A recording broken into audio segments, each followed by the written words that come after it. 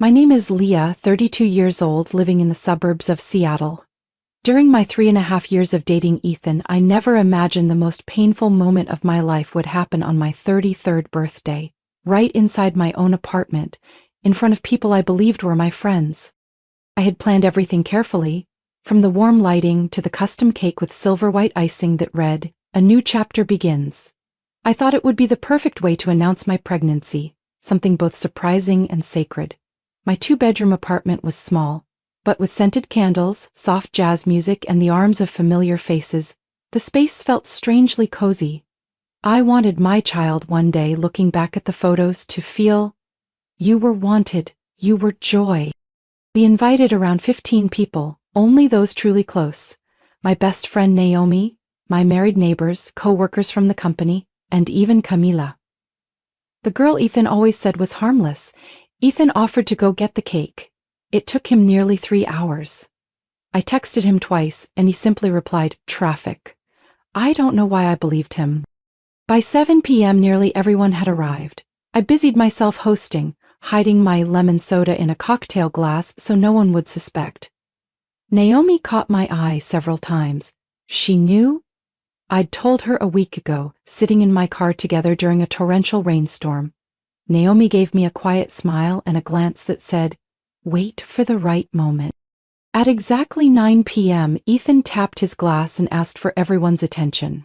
He stood in the center of the room, wearing that familiar, polished smile. "Today is a special day," he began, locking eyes with me, his voice warm and deep. "Because I have something to give Leah, the woman who's been through so much with me." I swallowed hard. My heart was pounding out of my chest. Was he going to propose? I wasn't ready for that. Yes, I was pregnant, but we had never clearly talked about marriage. I glanced quickly at Naomi. Her eyes were wide, hand clenching her wine glass. Ethan stepped closer and handed me a small box wrapped in silver paper with a navy blue ribbon. My hands trembled as I took it, offering a nervous smile while the room fell into a hush. A few guests raised their phones to record. My heart raced. I lifted the lid. No ring, just a folded piece of paper. I opened it and read the words, "Sharp as steel. I'm leaving you. You're useless. I deserve someone better. Your things will be packed by Monday." I froze. It was like all the air had been sucked from the room. The lights were still on, the music still playing faintly from the speaker. But everything blurred. I looked up. Ethan wasn't looking at me with warmth anymore. His face was cold, stone-like. His lips curled slightly. "We're done," he said loudly. "It was fun, Leah, but I don't want to waste more time." Then he laughed, a hollow, bitter laugh, like he was watching a bad comedy. A few guests chuckled too, thinking this was some kind of joke, a birthday skit. But Ethan turned and walked straight to the door. No one stopped him. Naomi was the first to shatter the silence. She snatched the note from my hand, read it quickly, and muttered, "What a bastard." Then the questions erupted. "Leah, are you okay? Is he out of his mind? Oh my God, is this for real? And me?" I just stood there, my stomach aching in protest. My throat tightened, but my lips curved into the thinnest, weakest smile, like a thread on the verge of snapping. Ethan didn't know I was carrying his child. I didn't know I'd seen the messages he sent Camilla when he left his Apple Watch in the bathroom. And he definitely didn't know I'm the kind of woman who stays calm and finds a way forward, not one who cries in the rubble. I didn't sleep that night. Naomi laid out a thin mattress on the living room floor and said she'd stay over to keep an eye on me. She didn't ask questions, didn't throw around empty platitudes. She quietly picked up the broken glass, packed up the untouched cupcakes, and left me alone at the dining table, where the silver box still sat like a relic of the end. Around 3 a.m., with the kitchen lights off, I was still there, clutching my phone. I didn't check social media, didn't call my mom, didn't open any messaging apps. Instead, I opened my photo folder and scrolled to screenshots. The place I kept what Ethan didn't know I knew. About 2 weeks earlier, I'd gone searching for a stamp in his desk to send thank you cards to my OBGYN, Instead, I found an unsealed envelope. Inside was a Capital One credit card statement, one I had no idea existed. The first page was enough to stop me cold. Four Seasons Resort, Maui. $842.75. Dinner for two. $1,320. Oceanfront suite, one night. The charge date? A Saturday. The same weekend I had flown to Portland for work. At first I thought I was mistaken, but as I flipped through the pages I saw a jewelry store, a boutique flower shop in Bellevue, and 3 Uber charges from our home to a luxury condo complex near Lake Washington. Okay. And then there was Camila. My college best friend, now a hairstylist in Bellevue. The girl who stood by me through the worst years post-graduation. The one I never thought would just vanish, silently in the middle of my birthday party, without a single hug or goodbye. She arrived early that night with Naomi, wearing the purple silk dress I'd gifted her last year. Still bubbly, still chatty, but her eyes wouldn't meet mine for more than a few seconds. Around 8:30, she took a call in the kitchen. When she returned, her face had gone pale. I'm sorry, something urgent came up at the salon. Then she left. Naomi shot her a glare, then turned back to chat with my coworkers. Now sitting here, I can still see Camila's avoiding gaze all night long. I remember the message I glimpsed when Ethan left his Apple Watch in the bathroom. Are you sure she doesn't know? Sent from a contact named C, with a gray heart emoji. I pretended I didn't see it. But now everything was clearer than ever. I stood up, pulled out a slim notebook from the drawer and scribbled across the first page. Plan Phase 1, collect. I never imagined I'd need to confront someone who once meant so much. But with Ethan, I no longer had a choice. I couldn't raise my child in a home built on lies and double lives. I reviewed all the screenshots, receipts, texts, credit card statements. Then I created a brand new Gmail account under a neutral name and sent everything there, a safe place out of reach from anyone.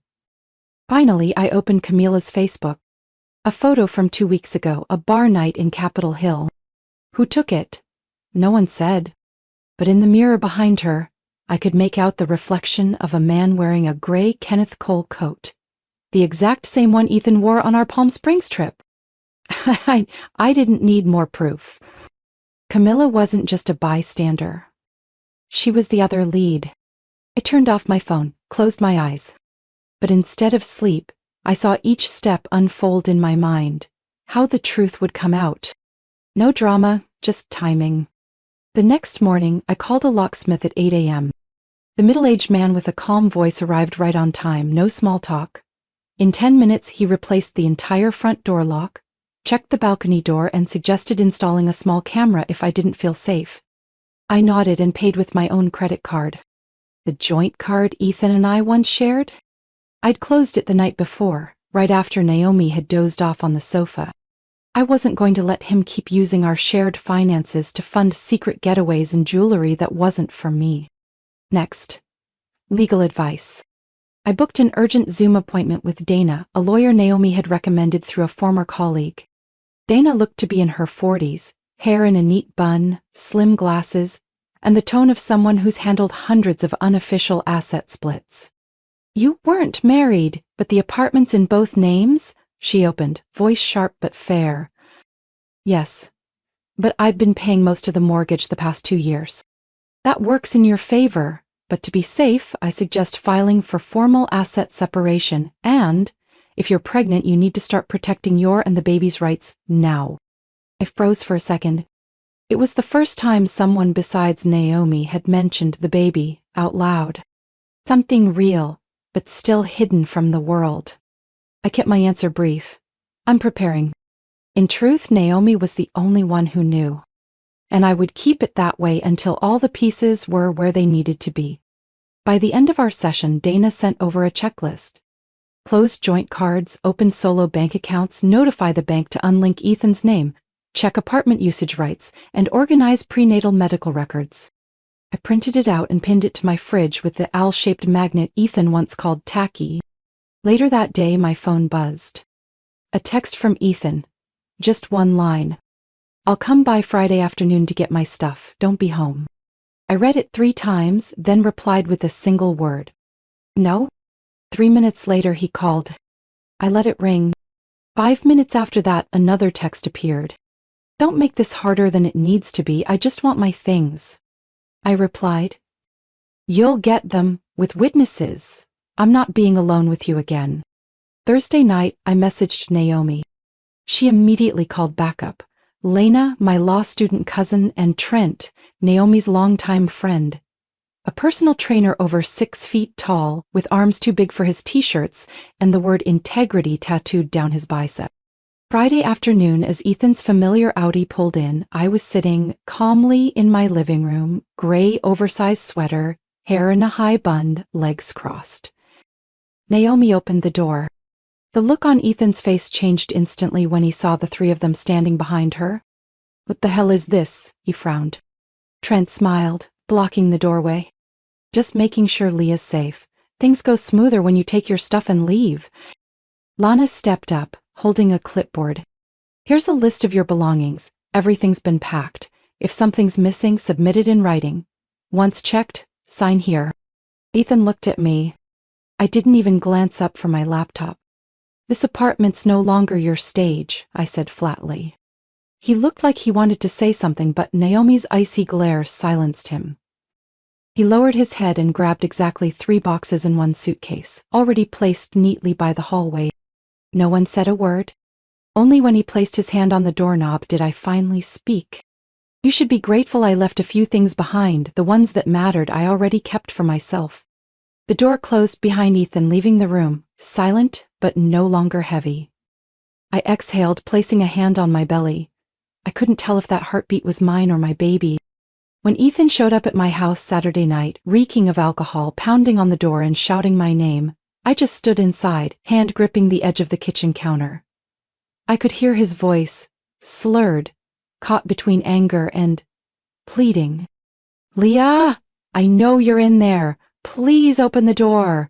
We need to talk about the baby. I need to know the truth. It was the first time Ethan used the word baby. I didn't answer, but I didn't call the police either. I waited until the banging on the door faded, then stopped. Moments later, my phone chimed with a short message. I'm sorry. If you'll allow it, let's meet tomorrow morning at Black Pine Cafe, 9 a.m. You pick the spot. I typed a single word. Okay. At 10 to 9 Sunday morning, I walked into Black Pine Cafe near the West Seattle Ferry Terminal. I picked a table by the window, where the soft morning light filtered through the wooden blinds, making the space feel warmer than I expected. In my hand was a brown envelope, holding copies of medical records, a 3-month ultrasound, and a draft parenting agreement prepared by attorney Dana. Ethan arrived on time. I barely recognized him. His face was gaunt, dark circles under his eyes, stubble growing unevenly. He wore an old hoodie I used to wash for him because I couldn't stand the smell of cigarette smoke it held. Now? It might have been the only thing he kept after moving out. Leah, he said softly, pulling out a chair. Thank you for coming. I didn't respond, just looked down at the mint tea I'd ordered. Coffee had made me nauseous since last month. He started to ask for something, then stopped. Maybe he realized this conversation wouldn't last as long as he hoped. I opened the envelope, took out the documents, and laid them in front of him. This is the doctor's info, prenatal appointment dates, and the ultrasound images. I'm 16 weeks along. I paused, locking eyes with him. And this is a draft of your responsibilities and rights as a parent. Ethan froze, as if I'd slammed a brick on the table. You really... He choked on his words. You're actually pregnant? I didn't answer. I just flipped over the first ultrasound image. A dark little speck on a black and white screen, labeled 12 weeks, heartbeat confirmed.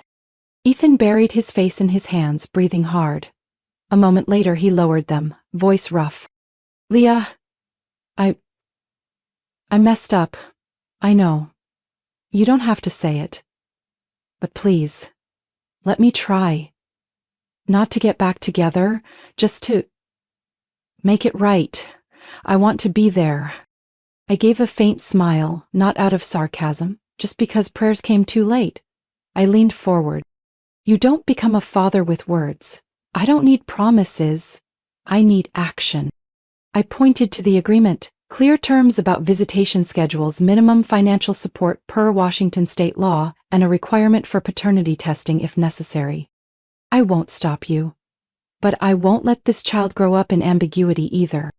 Ethan lowered his head, hands clenched. He didn't argue, didn't defend himself. I didn't know if he had truly changed or was just overwhelmed. But for the first time, he was silent, without fighting back. I need to read this carefully. I might have a lawyer review it too, but I'll sign it. I nodded. I was about to stand and end the meeting when he suddenly asked, Does she know about this? I looked at him for a long moment, then said, That's not her concern anymore. Ethan leaned back, exhaling like he'd just taken another hit to what little ego remained. I stood, picking up my purse.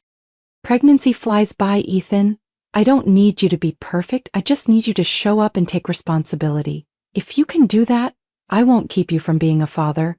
But if you break your word, I won't let this child suffer for it. I left the cafe, head high. My heart was still heavy, but it wasn't shaking anymore. Behind me, Ethan sat staring at the ultrasound photo, like it was the first time he'd seen a life he couldn't control taking shape before his eyes. About 3 weeks after that meeting at Black Pine, I received a short email from Ethan with the subject line, about the agreement.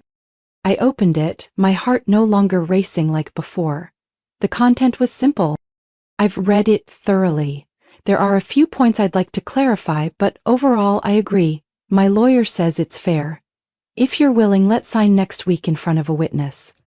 Attached was an appointment at a small legal office in Ballard. I didn't reply immediately. Instead, I opened my task list and crossed out, wait for Ethan's response. One more step completed. A few days later, Naomi sent me a screenshot from the Facebook group Dad Circle Seattle area. A post from an account named E. Wallace, beginning with the line, Becoming a father wasn't supposed to start like this. I sat still for a while, not because I was emotional, but because I started to believe maybe Ethan really was changing. My life, on the other hand, kept moving. Stable, quiet, and admittedly a bit lonely. I worked remotely 3 days a week, and I picked up a freelance editing contract for a baby product company based in Minneapolis, referred by one of Lana's friends. Mornings were for emails, afternoons for resting, checkups, and on Thursdays I attended a prenatal class at the community center near Lincoln Park. That's where I met Clara, a single mom a few years younger than me. She told stories with a spark in her eyes and always carried a water bottle that read, Built tough, raised strong. My small bedroom began to transform. The old file cabinet was pushed into the hallway to make room for a white wooden crib Naomi had helped me find through a local resale group. I assembled it myself one rainy afternoon.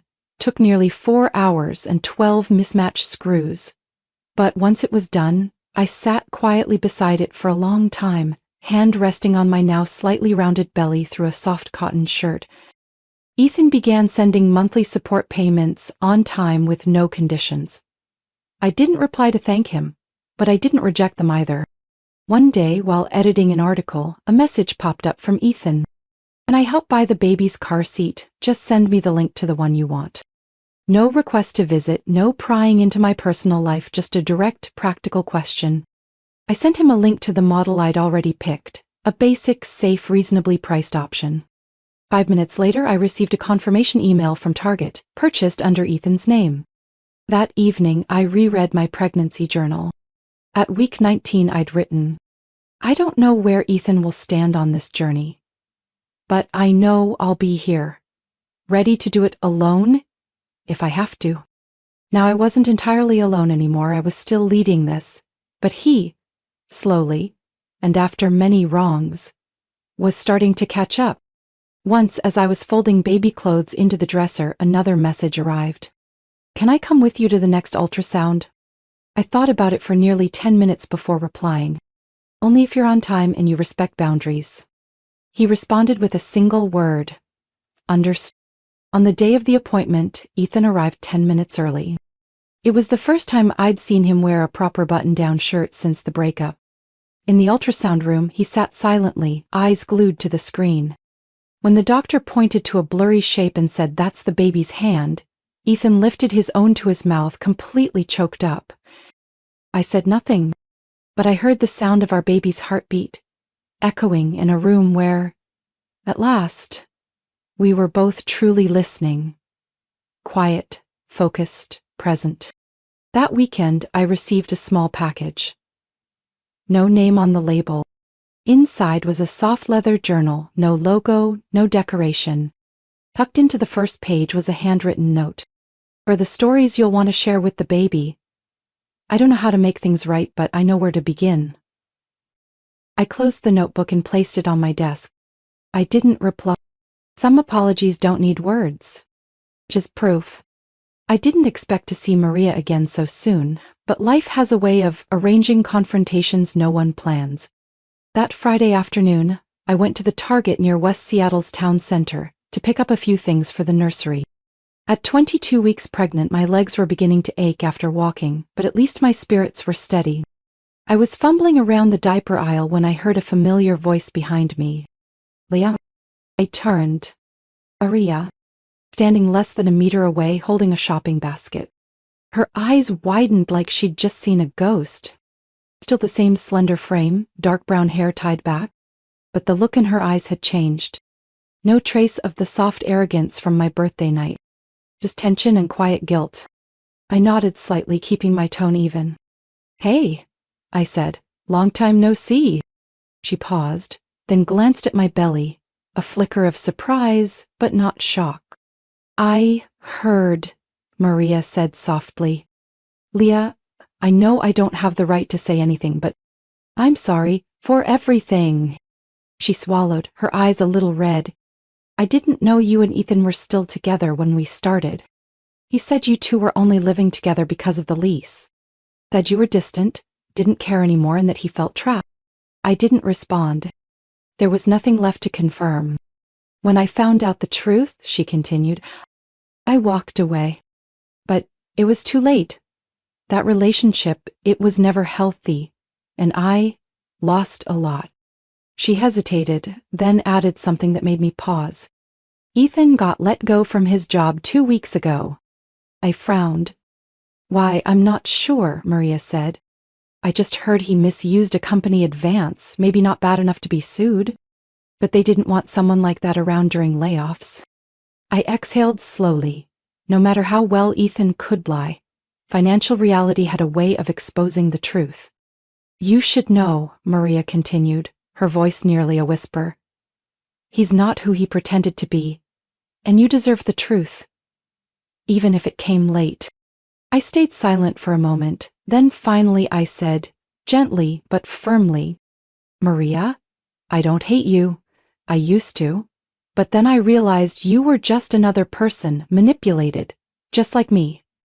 Maria's eyes welled up, but she didn't cry. She nodded. "I won't bother you again. I just wanted you to know I've learned my lesson." I glanced down at her cart. Inside were a bottle of lotion, a pack of tissues, and an XL men's hoodie. No need to ask who was staying in her old apartment now. Quietly I said, "I hope you know the way out before it locks behind you." Maria gave a sad smile and didn't respond. She turned and walked away, her figure strangely subdued. No longer the woman who once held a wine glass at my party, looking me in the eye while playing the role of guest. Now she was just a remnant of a war someone else started. That night, I sat down to go over my finances again.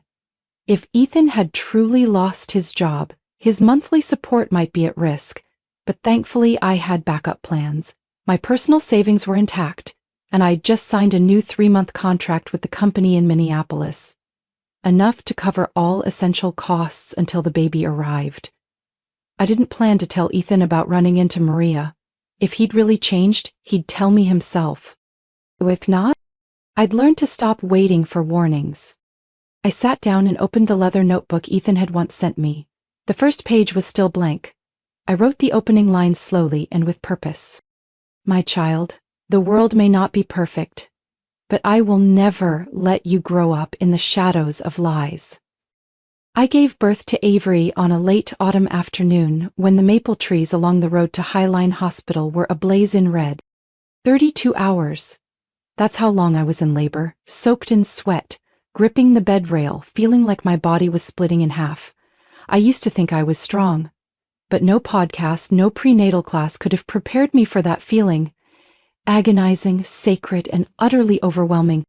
Naomi was by my side the entire time. She was the one rubbing my back, swapping cold towels, whispering in my ear when I was ready to give up. He arrived when I was nearly 10 centimeters.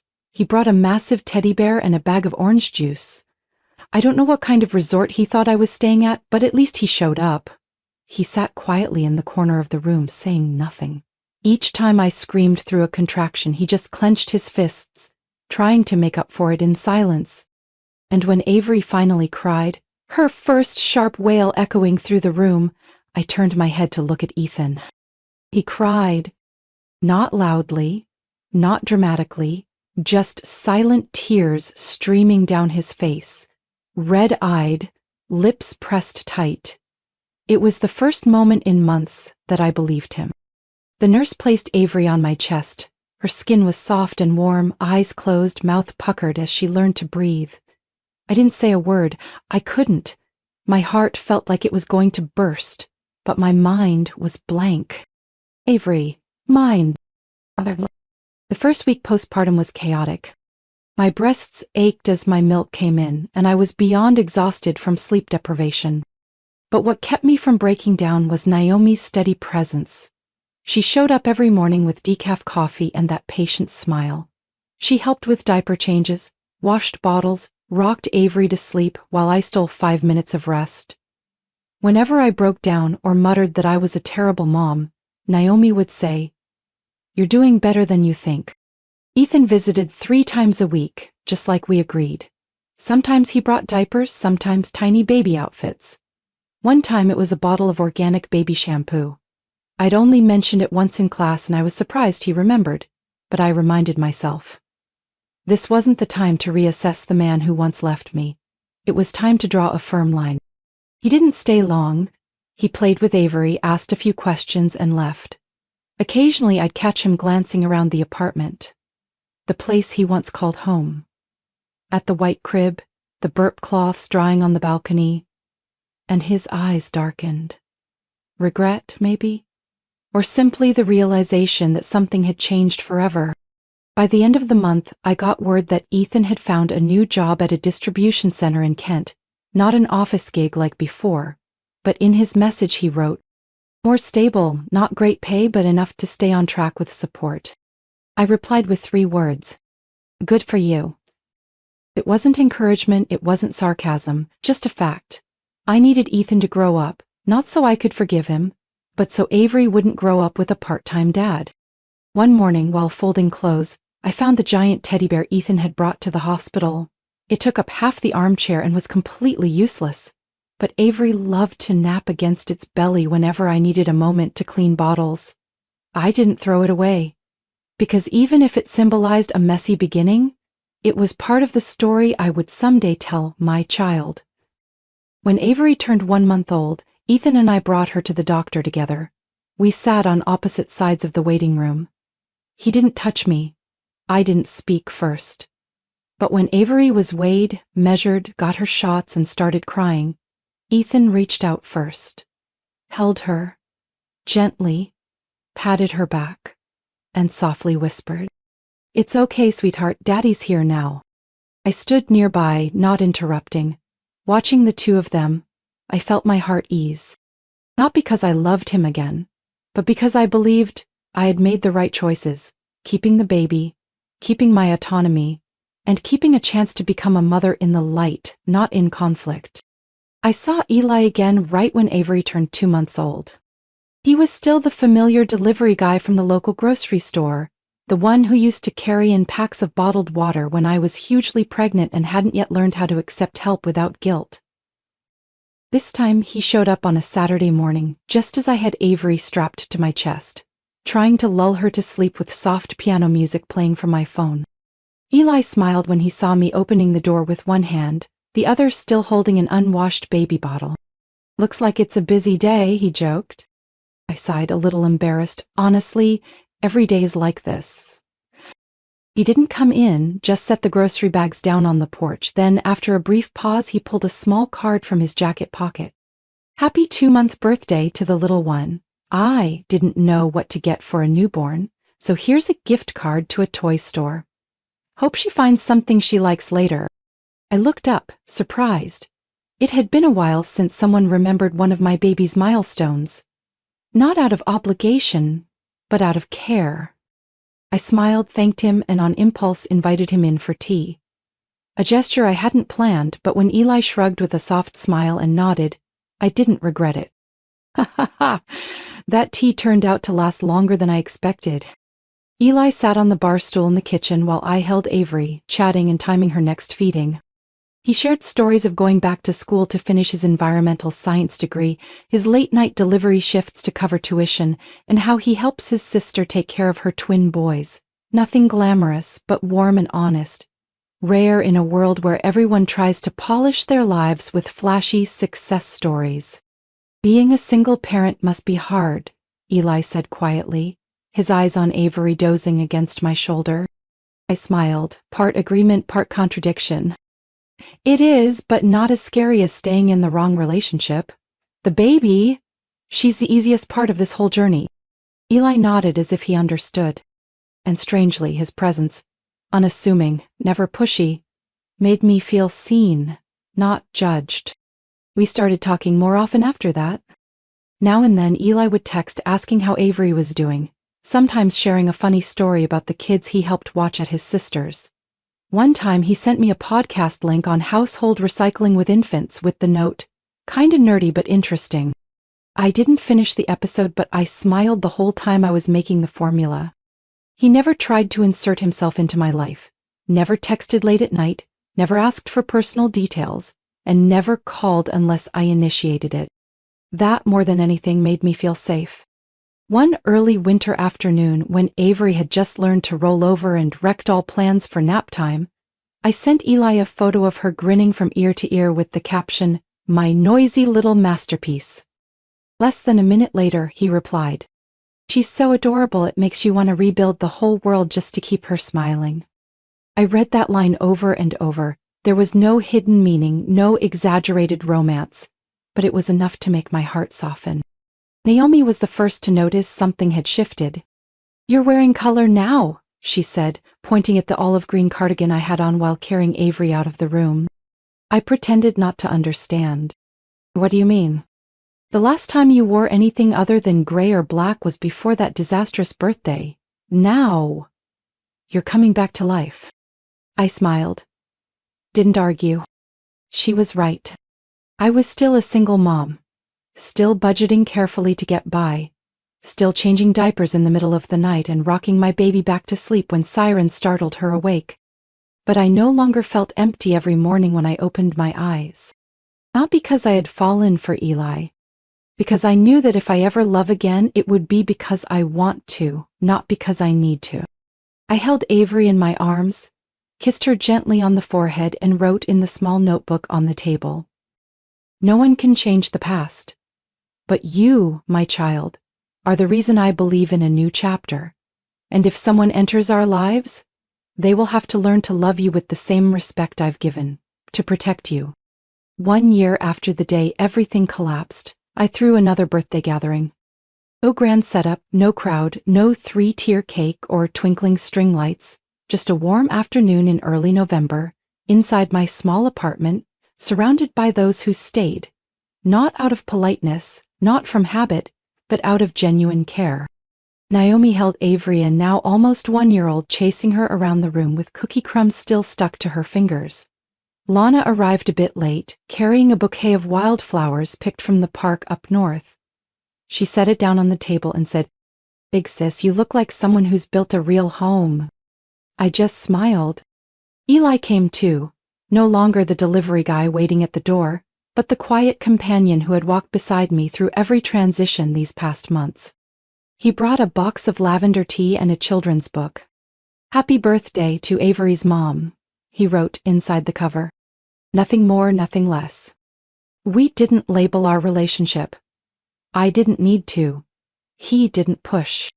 Between two grown-ups who had each stumbled, sometimes silence is the deepest form of respect. While everyone was preparing tea, the doorbell rang for the fourth time that day. It was Ethan. I wasn't surprised. He had texted earlier saying he wanted to stop by to wish me a happy birthday and, if allowed, leave a small gift for Avery. I opened the door. He wore the same gray coat he'd had on when he took me to the hospital last year. His hair neatly trimmed and no longer carrying that lost look he had the first time we met, again, after the breakup. "Hi, Leah," he said, holding a small box tied with a simple ribbon. "Just a few minutes." I nodded and stepped aside to let him in. Avery saw him and squealed, "Children don't remember who hurt whom. They only remember who once flew them around like airplanes." Ethan smiled, bent down to kiss her forehead, then turned to me and handed over the box. "I know nothing can change the past," he said slowly, "but I hope this gift shows a bit of growth." I opened the box. Inside was a slender silver bracelet, its charm set with a small emerald. Avery's birthstone. On the back, engraved, "New Light, AVYW." I looked at him, no tears, no need for forgiveness, just a gentle look, enough for both of us to understand I had forgiven myself first. He left afterward. He didn't linger, didn't intrude on a space that no longer belonged to him. And I knew that was the right way for him to show up now. That night, after everyone left and the apartment was quiet, I sat back at the table and slipped the bracelet onto my wrist.